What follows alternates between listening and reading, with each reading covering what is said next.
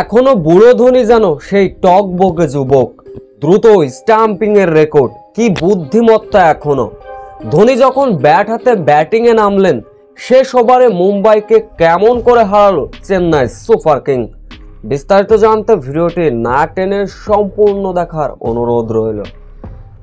মুম্বাইয়ের বিপক্ষে আগে বোলিং, শুরুতেই নূর আহমেদের স্পিন ভেলকি। ধোনি দেখালেন বুদ্ধিমত্তা এবং অভিজ্ঞতা। বয়সটা এখনও 43।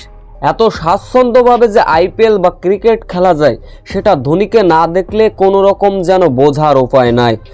নূর আহমেদের এই বলটি যখন সূর্যকুমার যাদবকে স্টাম্পিং করলেন, তখন দেখুন কত কুইক, কত ফাস্ট এখনও ধোনি। রিভিউতে যখন টিভি রিপ্লেতে দেখাচ্ছিল, আমি আজ একজন ক্রিকেটার ভক্ত হিসাবে তার হাতটা কখন যে স্টাম্পে ছুঁয়ে দিলেন বুঝতেই পারলাম না। কি ফিটনেস লেভেল একবার চিন্তা করুন।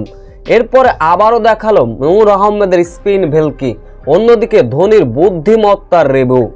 মিচেল সাতনারের এই বলটা প্যাডে গিয়ে আঘাত আনলো। ধোনি উইকেটের পিছন থেকে 4 বাঁচাতে বাম সাইডে ঝাঁপিয়ে পড়লেন। তৎক্ষণিক তখনও যে বলের দিকে নজর ছিল MS ধোনির, সেটা আম্পায়ারও হয়তো বুঝতে পারলেন না। আবেদন করলেন LBWর জন্য, কিন্তু আবেদনে সাড়া দিলেন না মাঠে থাকা আম্পায়ার। সঙ্গে সঙ্গে MS ধোনি বলল, এটা রিভিউ নাও, নিশ্চিন্তে আউট। টিভি রিপ্লেতে দেখা যায়, হ্যাঁ, মিচেল সাতনার তখনই আউট হয়ে সাজঘরে ফিরলেন। শেষ পর্যন্ত মুম্বাইয়ের 156 রানের লক্ষ্য তাড়া করতে নেমে শুরুতে অবশ্য ত্রিপাঠীকে হারিয়ে ধুঁকছিল চেন্নাই। সেইখান থেকে অবশ্য অধিনায়ক ঋতুরাজ গায়কোয়াড় এবং রচিন্দ্রা রবিন্দা ব্যাট হাতে ভালো একটা শুরু দিলেন। এই দুই ব্যাটার তুলে নিয়েছিলেন অর্ধশতক রান।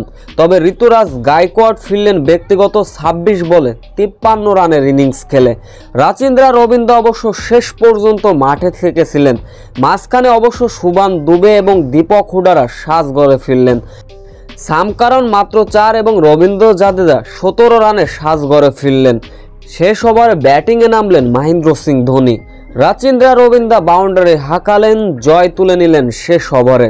অর্থাৎ 19.1 বলে জয়ের বন্দরে পৌঁছে যায় চেন্নাই সুপার কিংস।